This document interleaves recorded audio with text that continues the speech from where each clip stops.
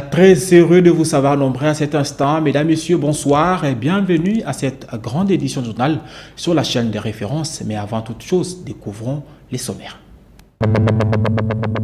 La MONUSCO et le gouvernement congolais se sont accordés à marcher sur les parvis d'un plan conjoint de transition pour arriver à mettre terme au mandat de la mission onusienne au plus tard en 2024. Kinshasa abrite depuis ce mardi la réunion des hauts fonctionnaires de la SADC en charge de l'éducation.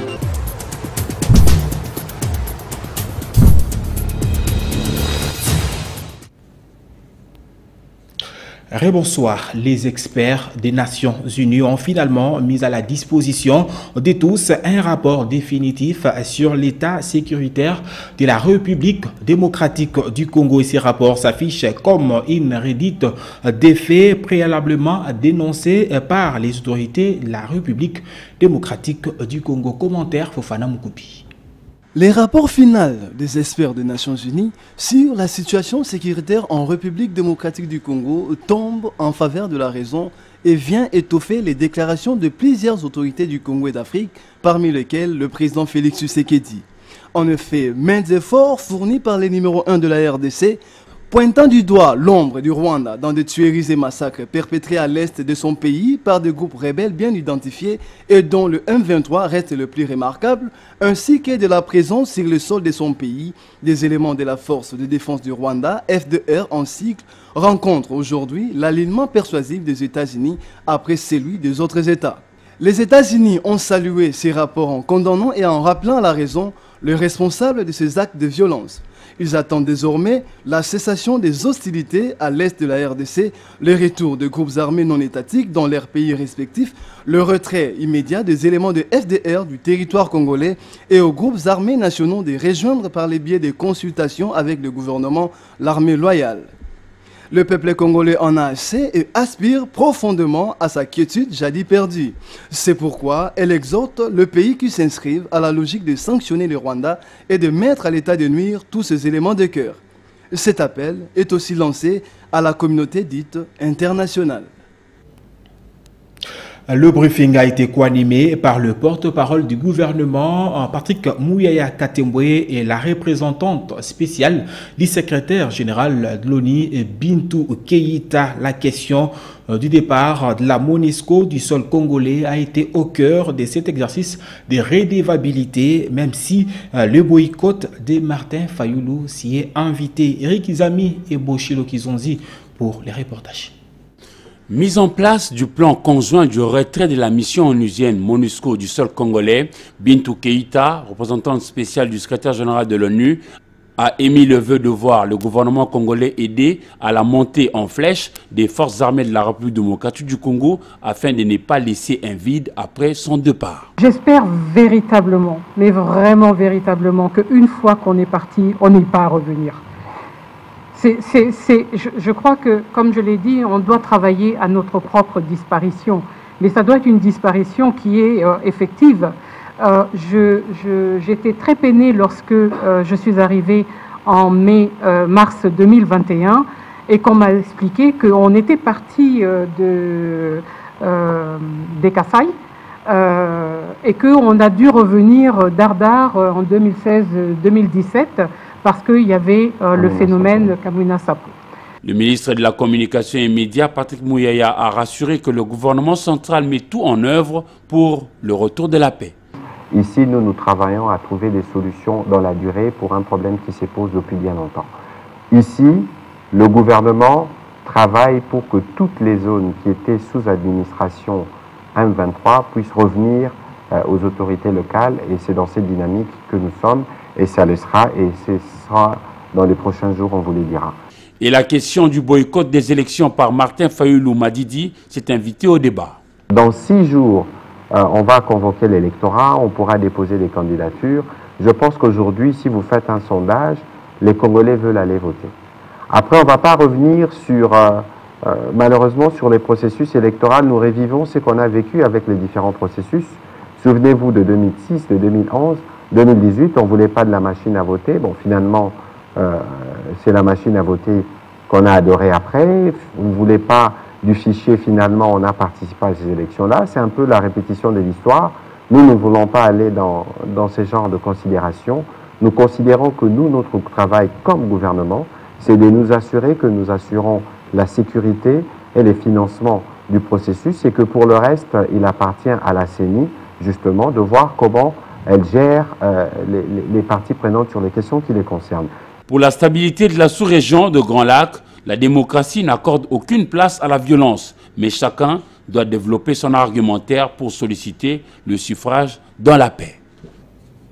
Le Premier ministre congolais Jean-Michel Sama Lukonde Kyenge a lancé les travaux préparatoires de la table ronde sur l'état des sièges lundi 19 juin 2023 au Salon Rouge de l'immeuble du gouvernement pour des raisons d'évaluation de cet état décrété dans les provinces d'Elituri et le Nord Kivu depuis le 6 mai 2021. Fofana Moukubi. Au Salon Rouge de l'immeuble du gouvernement, le Premier ministre Jean-Michel Sama Lukonde a ouvert ce lundi 19 juin 2023 les travaux préparatoires de la table ronde devant examiner tous les contours de la problématique de l'état de siège décrété depuis le 6 mai 2021 dernier par le chef de l'État Félix-Antoine Tshisekedi Tshilombo dans les provinces du Nord Kivu et de l'Ituri. À cette occasion, le chef du gouvernement a appelé au sens des responsabilités et au patriotisme des participants pour l'approfondissement de la question en vue de produire un travail et une feuille de route qui doit permettre la bonne tenue de la table ronde. Et cette dernière permettra d'orienter la décision du président de la République sur la réqualification ou la levée pure et simple de cette mesure de l'état des sièges. En effet, la République démocratique du Congo est victime depuis plusieurs décennies, dans sa partie orientale principalement, d'une agression de la part des groupes armés soutenus par le Rwanda voisin, causant ainsi une insécurité aux conséquences néfastes, incalculables sur le plan économique, social, sanitaire, environnemental, éducatif et autres. C'est dans ces cadres que le chef de l'État a pris le 6 mai 2021 des ordonnances décrétant l'état de siège et ses mesures d'application. Depuis, le gouvernement de la République démocratique du Congo travaille sans relâche pour l'application de ces mesures. Et dans la foulée, le Premier ministre a effectué avec le Parlement et les autres partenaires, au total, 4 missions de suivi et évaluation dans le Nord Kivu et l'Ituri pour recueillir les préoccupations des parties prenantes et de toutes les forces vives en vue d'évaluer les avancées enregistrées et les défis qui restent à relever. Le partenariat entre la RDC et la Banque mondiale au cœur de l'échange entre le Premier ministre congolais Jean-Michel Sama Lukonde Kyenge et la vice-présidente de la Banque mondiale pour l'Afrique de l'Est et australe, Victoria Kwaka. C'était ce lundi 19 juin 2023. Le Premier ministre Jean-Michel Sama Lukonde Kyenge a reçu ce lundi 19 juin 2023 la vice-présidente de la Banque mondiale pour l'Afrique de l'Est et australe, Madame Victoria Kwakwa, dans son cabinet de travail. Au menu de leurs échanges, les partenariats entre la RDC et cette institution de Bretton Woods qui doit être renforcé pour booster l'économie de la RDC. Ici, de noter que la Banque mondiale, dans le cadre de son programme UDA 20, a alloué au développement de la RDC un portefeuille de 9 000 $ américains. Et pour en bénéficier pleinement, la RDC doit accélérer la mise en œuvre des projets pour lesquels ces fonds ont été alloués.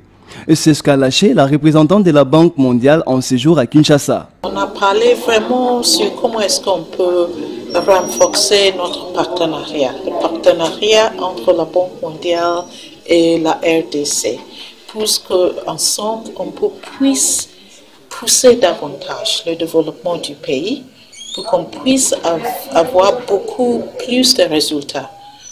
Encore 5 milliards de $ américains restent décaissables pendant que la période court vite, ajoute-t-il. Ce qui n'est pas décaissé, qui reste à décaisser, c'est entre 4 et 5 milliards de $. Fondée en 1960, l'Association internationale de développement, en sigle UDA, est l'institution de la Banque mondiale qui accorde des dons et des prêts à taux faible ou nul, concourant au financement des projets développementaux.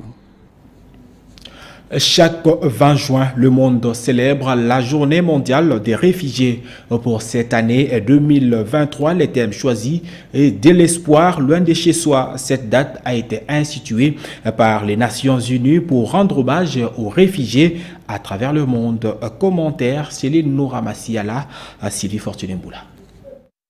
Chaque année, le 20 juin, le monde célèbre la persévérance et le courage des personnes qui ont été contraintes de fuir leur pays pour échapper au conflit ou à la persécution.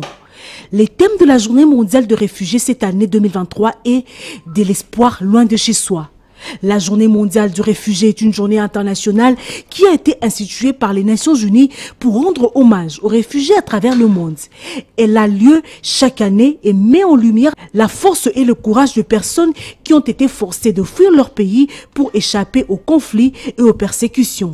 Cette année, la journée mondiale du réfugié met l'accent sur l'importance et la recherche de solutions en faveur des réfugiés. Le fait d'inclure les réfugiés au sein de la communauté où ils ont trouvé refuge après avoir fui le conflit et les persécutions est le moyen le plus efficace de les aider à reconstruire leur vie et leur permettre de contribuer à la vie du pays qui les accueille. Cela est le meilleur moyen de les préparer à rentrer chez eux et à reconstruire leur pays.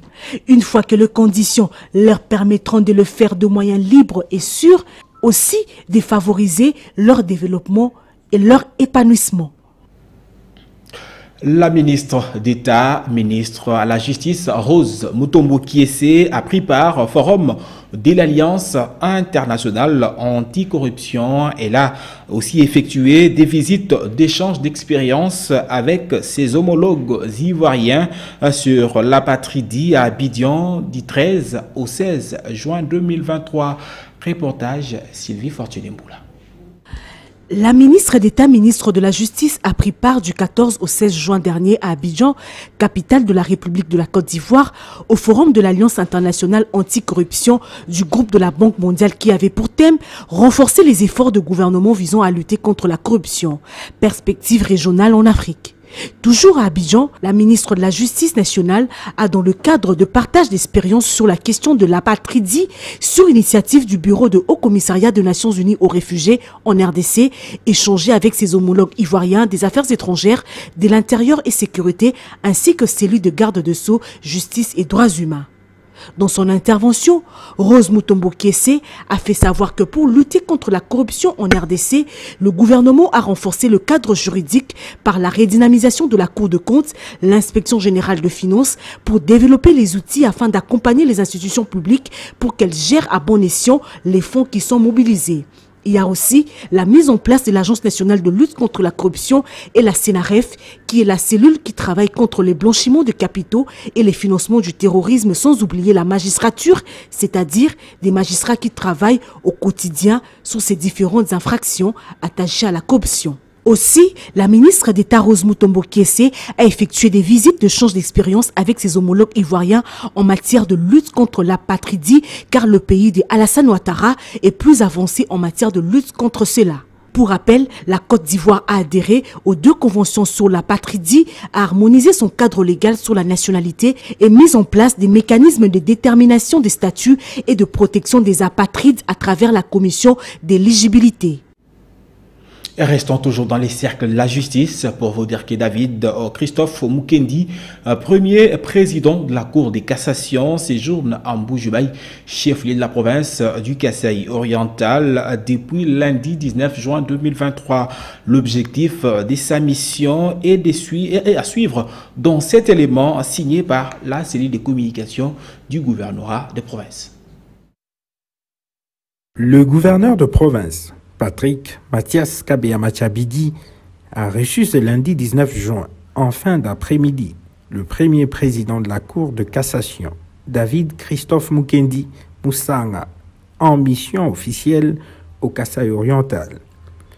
À l'issue de leurs échanges, le premier président a indiqué qu'il est en mission dans le cadre de son devoir constitutionnel, celui d'inspecter les juridictions pour rassurer davantage l'assainissement de celle-ci. Je suis venu au Kasaï oriental pour faire l'inspection des juridictions. C'est un devoir qui nous est prescrit par la loi pour améliorer ce qui est fait ou pour encourager ceux qui exécutent ces tâches. Et je ne pouvais pas commencer ce travail sans présenter mes civilités au gouverneur de la province chef de terre. Et je lui ai tracé un programme jusqu'à la fin de mon séjour ici, le lundi 26 juin. Il faut noter que le contrôle des instances judiciaires s'inscrit dans la logique de miser sur la qualité des animateurs pour assurer une justice équitable. Restons toujours dans cette partie de la République, toujours dans le cadre de sa tournée dans différentes sections de l'Union pour la démocratie et les progrès sociaux IDPS. Patrick Mathias Kabeya, gouverneur du Kasaï oriental, était dans la commune de Bipemba dimanche 18 juin 2023. Une occasion de plus pour lui de sensibiliser sa famille politique à réserver un accueil chaleureux au président de la République, annoncé pour bientôt en Bujumaï. Patrick Mathias Kabeya Machabidi poursuit sa tournée dans différentes sections de l'UDPS, sa famille politique. Ce dimanche 18 juin, il s'est rendu dans la fédération de Bipemba, chez le président Mukendine Tita Pierre. Ici, les combattantes et combattants lui ont réservé un accueil digne de son rang, avant de lui adresser quelques desiderata en rapport avec le fonctionnement de cette section, située dans l'une des communes réputées grandes de la ville de Mbujimaï, chef-lieu de la province du Kasaï oriental. Patrick Mathias Kabeya Machabidi a par la même occasion signifié à sa famille politique la bonne nouvelle, celle de l'arrivée en Mbujimaï du chef de l'État, Félix Antoine Tshisekedi Tshilombo, d'ici la fin de cette semaine qui vient de commencer. Je vous dis grandement merci de m'avoir accueilli dans votre section. Je profite de l'occasion pour vous annoncer l'arrivée dans les tout prochains jours du chef de l'État, Félix Antoine Tshisekedi. Il fait partie des invités pour le 25 ans des vices sacerdotales de l'évêque de Cesse de Mbujimaï. Pour terminer son allocution, le gouverneur Patrick Mathias Kabeya Machabidi a invité la population à plus de vigilance, surtout à faire échec à toute action des natures, à saboter les multiples efforts du chef de l'État qui vise à assurer la paix et la sécurité sur l'étendue de la République démocratique du Congo. Il faut rappeler que c'est depuis le samedi passé que Patrick Mathias Kabeya Machabidi a commencé sa tournée, comme il l'avait annoncé à sa famille politique. Et parlons à présent de l'arrestation de Franck Diongo, l'opposant congolais. Franck Diongo a été arrêté ce mardi 20 juin 2023 à Kinshasa. Le président du parti politique Mouvement Lumumbiste Progressiste MLP a été interpellé par les hommes armés au croisement des avenues Kabinda et Willery. D'après les informations parvenues au site 7sur7.cd, Franck Diongo a été cité plus d'une fois dans les dossiers Salomon Kalonda, conseil spécial de Moïse Katumbi, qui se trouve entre le maître de la justice. Selon la même source, Franck Diongo a été plus d'une fois contacté par les services habilités pour écouter sa version des faits, étant donné qu'il est accusé de complicité, mais ces derniers ne s'étaient jamais présentés. Une attitude qui n'a pas laissé les choix aux services de sécurité. Et parlons à présent autre chose. Ouverture ce mardi de la réunion des hauts fonctionnaires de la SADC en charge de l'éducation, la formation, la science, la technologie et l'innovation à l'hôtel du fleuve Congo. Nous sommes ici à Kinshasa, dans la commune de la Gombe. C'était en présence d'Afrika Mujima. Durant 3 jours, soit du mardi 20 au vendredi 23 juin 2023, les délégués des différents pays membres de la SADC participent aux travaux des hauts fonctionnaires de la SADC en charge de l'éducation et la formation, la science, la technologie et l'innovation, tout pour promouvoir l'industrialisation au moyen de l'agrotransformation, la valorisation des minéraux et du développement des chaînes de valeur régionales en vue d'atteindre une croissance économique inclusive et durable. Les questions si soulevées verront l'objet de l'agenda annoté, dont nous aurons l'honneur de soumettre à la bienveillante approbation de leurs excellences les ministres de la SADC en charge de notre secteur. Ainsi, je voudrais en appeler à l'engagement de tous et de tout un chacun durant ces travaux pour un meilleur résultat. Plusieurs recommandations sont entendues au terme de ces assises, entre autres la mise en œuvre de l'Université des transformations numériques sur la science et la technologie. Il faut rappeler tout de même que cette réunion a été lancée officiellement par le secrétaire permanent de la SADC RDC, Ilosio Imonano Pacifique. Et parlons à présent de l'atelier sur la santé mentale dans les cadres de la mise en œuvre de son programme annuel. Les réseaux des ONG d'action en santé mentale ROASAM organisé ce mardi 20 juin 2023 au centre Wallonie-Bruxelles à Kinshasa, un atelier de réflexion, d'analyse et des propositions d'intégration de certains acteurs pour la protection des malades mentaux. Il s'agit notamment des assistants sociaux, psychologues et anthropologues. Reportage Sylvain Kapomo-Sengele. C'est la bibliothèque du centre Wallonie-Bruxelles à Kinshasa, dans la commune de la Gombe, qui a servi de cadre mardi 20 juin 2023 à l'organisation par les ROASAM de cet atelier d'analyse et proposition d'intégration des assistants sociaux, psychologues et anthropologues dans les structures de soins de santé en vue de protéger les malades mentaux. Il faudrait absolument qu'en plus de professionnels, de médecins, les infirmiers, il faut d'autres catégories socio-professionnelles pour bien, pour bien travailler en santé en considérant les 3 dimensions de la santé telles que la santé définie par l'OMS. Donc santé sociale, santé mentale, tout ça exige en plus de médecins, des infirmiers, d'autres catégories socio-professionnelles, étant donné les aspects sociaux, les aspects culturels et anthropologiques de la santé. L'assistance sociale joue plutôt un rôle très capital dans la société, a déclaré le directeur des cabinets du directeur général de l'Institut national du travail social INTES en sigle. Entre le travail social et la santé, il y a un lien, c'est un tandem inséparable. Mais souvent, nous voyons que dans les structures de santé, on ne considère pas un assistant social. Il est parfois refusé ou refuté et il n'est pas considéré. Et c'est ça notre rôle. Nous voulons à ce qu'il soit reconnu comme tel dans les structures de santé. Pourquoi? Parce que la santé mentale va au-delà de la santé physique.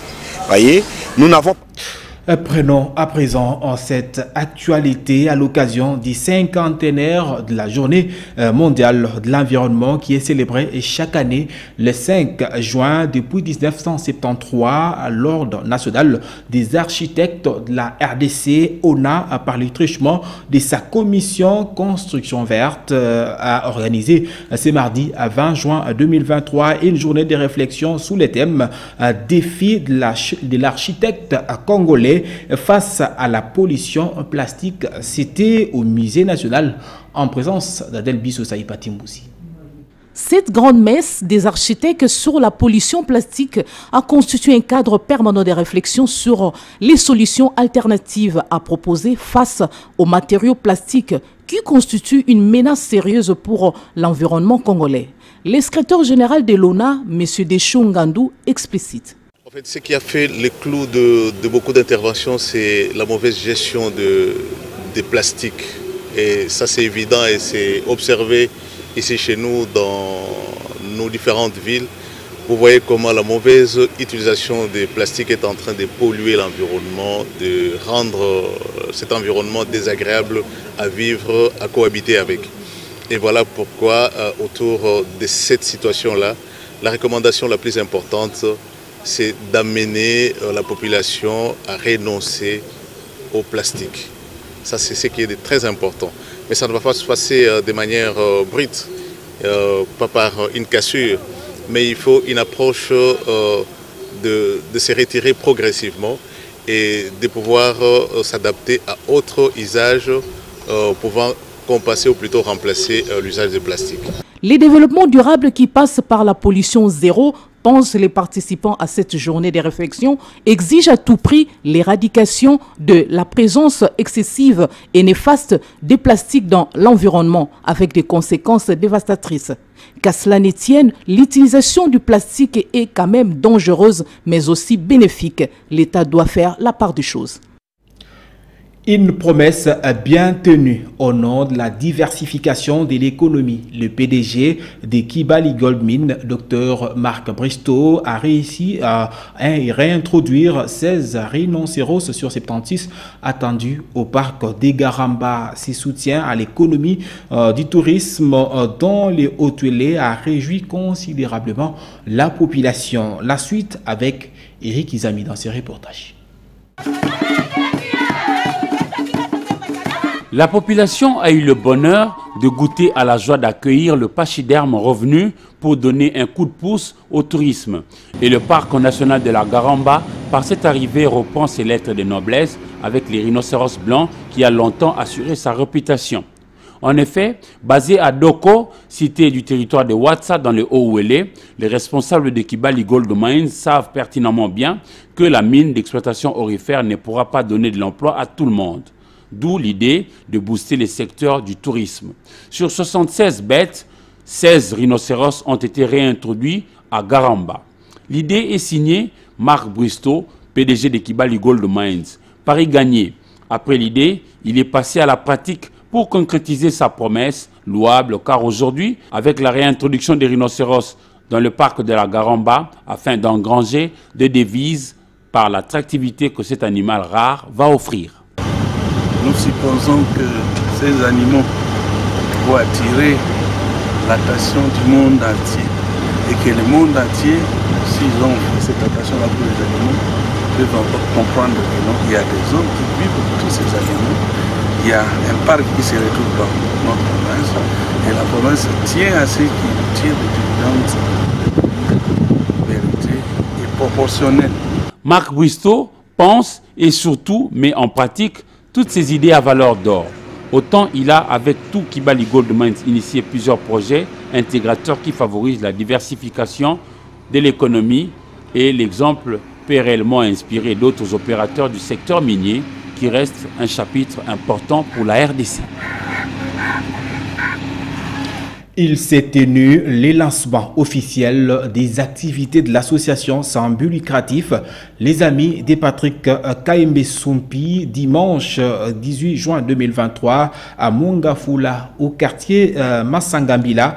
Cette activité a débuté par un match de football qui a réuni les notables et les jeunes de Mongafula. Témoin de l'événement, Popol Zekwaou et Tichik Mangaya. Le lancement officiel de l'association sans but lucratif des Amis de Patrick Kayembe Sumpi a débuté un match de football entre l'ACBL Nouveau-Né et la mutualité Bozala Kiwapi. Une rencontre a été remportée par les Amis de Patrick Kayembe par un score de 2 buts à 0. Juste après le match de football, Patrick Kayembe a invité ses amis autour d'un cocktail. Natif de la commune de Mongafula, il a toujours eu une oreille attentive aux besoins de sa communauté. Il milite jour et nuit pour le bien-être des habitants de Mongafula. Patrick Sumpi, c'est une ASBEL qui est créée à Mongafula pour promouvoir d'abord les activités des jeunes. Effectivement, nous allons dérouler les activités de l'ASBEL au fur et à mesure. Mais aujourd'hui, c'était une première activité, c'était une sortie officielle. C'est une sortie officielle qui a été symbolisée par le match entre les jeunes et les vieux, entre guillemets. Et les matchs soldés par un résultat de début à 1. Hein. C'est un début, c'est une première activité, mais on ne fera pas seulement le foot.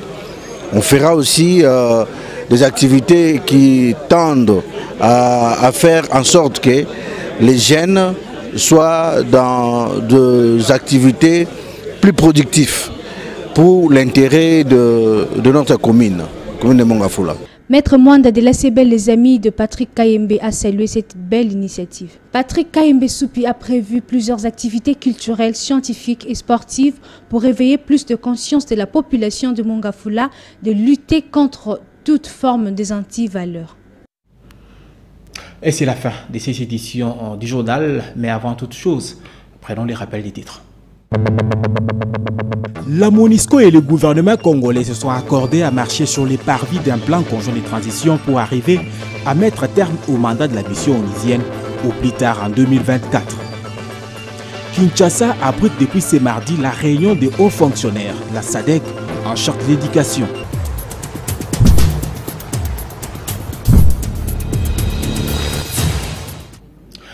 Merci à Fofana Moukoubi qui a assuré l'édition et Léonard Mouemeri pour l'avoir réalisé. Je vous retrouve demain à la même heure et le matin, retrouvez Julia Kamonia. Au revoir.